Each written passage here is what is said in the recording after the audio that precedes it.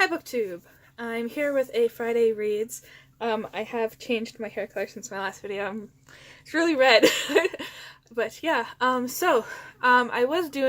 trying to do a book a day in March, but I've just been really stressed out with a lot of stuff, so I just decided, nah, let's just not do that anymore.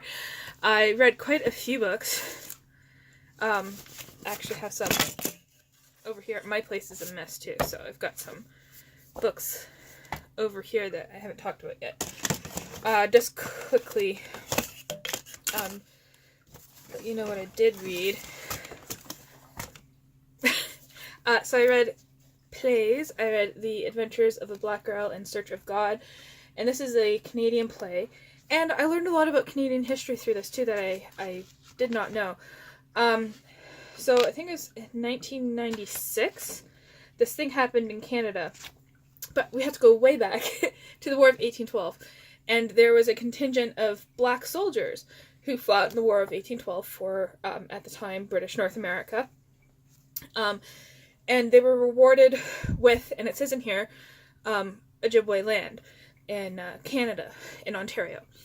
And so it was like one of the first black settlements in Canada. And in 1996, their main street, which was called Negro Creek Road, was going to be renamed because of a group of white counselors decided they weren't comfortable saying Negro. And so this whole protest thing happened, and they got human rights involved and everything, and it's really cool. And it's framed around the story of this woman who, it tells you within the first scene that she loses her daughter, and it's kind of all told around her, and it is such a great play. It is really good. I would love to see this put on stage, because they use people as the setting. So like there's a river, and the river is actually made up of people, so it sounds like really cool, and I really like to see that. Another play I read was Endgame by Samuel Beckett. Sorry, there's like a glare here from the window. Which is a really like messed up play, of like, it's like almost like an old folks home, but it's the end of the world. Yeah, it's quite interesting. It's Samuel Beckett, so.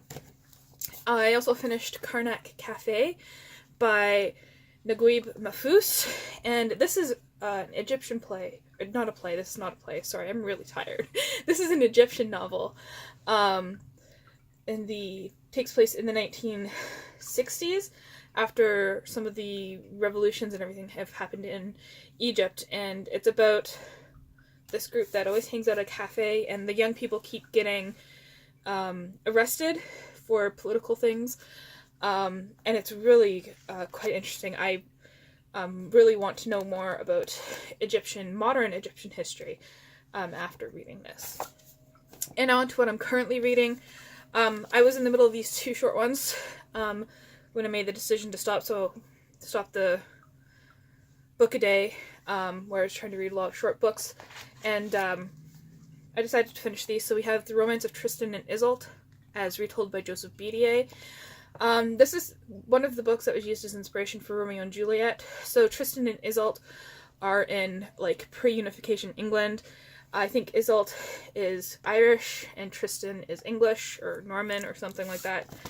I'm not too clear, and I'm really tired, so maybe the history is whatever. But they eventually fall in love, and no spoilers, but I mean, like, they die because it's kind of known, right?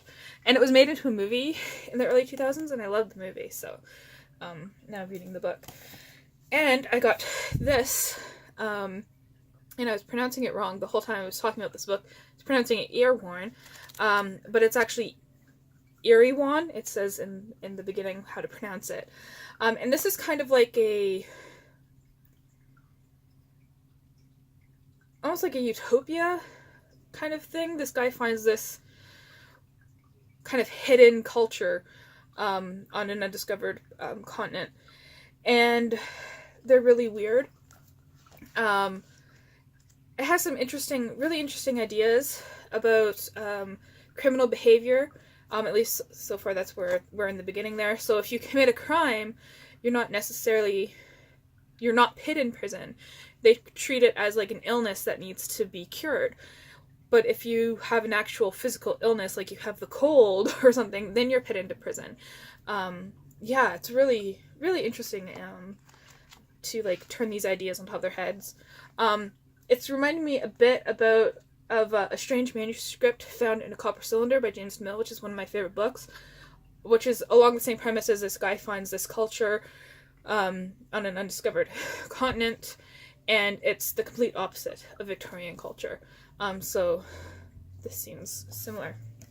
And then I was getting sick of all the short books, and I decided to pick up, well, I didn't decide, I unwrapped this one.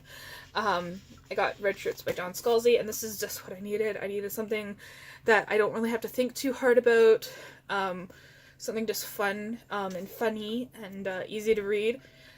And this, if you don't see the reference to Red Shirts, is kind of like the thing on Star Trek where if you went on an away mission and you were wearing a red shirt, chances are you'd be killed.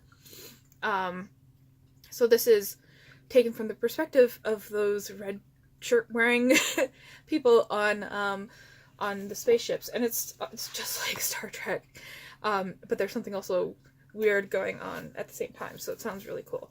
I'm just at the beginning there still. Oh, you can see I'm currently watching Queer Eye. I'm exhausted because I've been working mornings and just not going to bed at an appropriate time. So I'm just lounging on the couch watching Queer Eye right now, and we'll be hopefully more awake tomorrow. Okay, I'm gonna go back to my TV show. Thank you for watching. Let me know what you're reading this weekend, and